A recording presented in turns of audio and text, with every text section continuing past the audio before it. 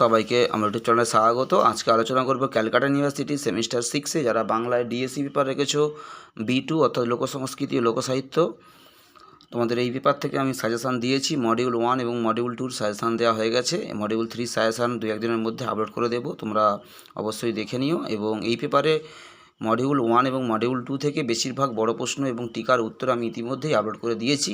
যারা এখনও পর্যন্ত উত্তরগুলো খুঁজে পাওনি বা খুঁজছো, তোমরা চ্যানেলে প্লে লিস্ট রয়েছে, সেখানে ডিএসসি পেপারের জন্য একটা লিস্ট করা রয়েছে। সেই লিস্টে তোমরা চেক করলেই বিগত মডিউল 1 এবং মডিউল 2 সমস্ত প্রশ্নের উত্তর এবং সাজেশানগুলো তোমরা সবই পেয়ে যাবে।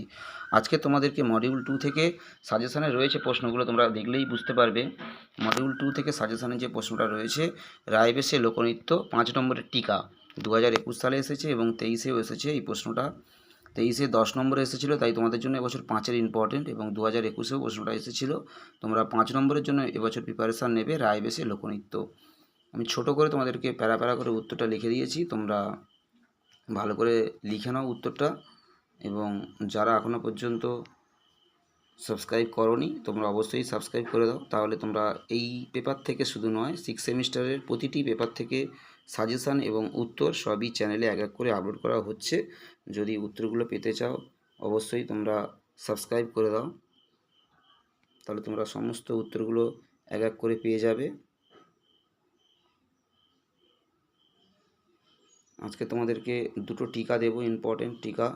প্রথমটা রায়বেশে লোকনৃত্য।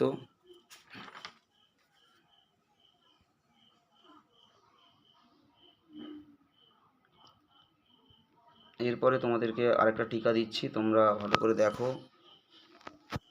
ধাঁধার শ্রেণীবিভাগ করো বা ধাঁধার বিষয় বৈচিত্র্য সম্পর্কে আলোচনা করো। এটা 2021 সালে এসেছিলো, তোমাদের জন্য খুবই ইম্পর্টেন্ট। তোমরা প্রথম থেকে শেষ পর্যন্ত দেখতে থাকো।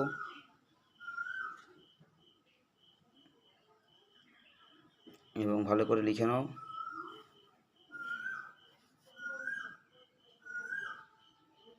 ধাঁধার শ্রেণীবিভাগ বা প্রশ্নটা ঘুরিয়ে আসতে পারে, কোন কোন বিষয়ের উপরে ধাঁধা রচিত হয় সেগুলো সম্পর্কে আলোচনা করো,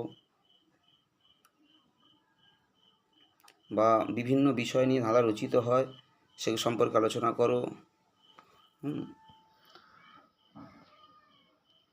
বা ধাঁধার শ্রেণীবিভাগ প্রশ্নটা বিভিন্ন রকমভাবে ঘুরিয়ে আসতে পারে, একই রকম উত্তর হবে। তোমরা একদম সহজ সরল ভাষা, শুধু প্রথমেই বিবরণ পয়েন্টের এবং তারপরে উদাহরণ একটা করে, একদম ইজিলি লেখা, একবার করে পড়লেই তোমাদের মুখস্থ হয়ে যাবে।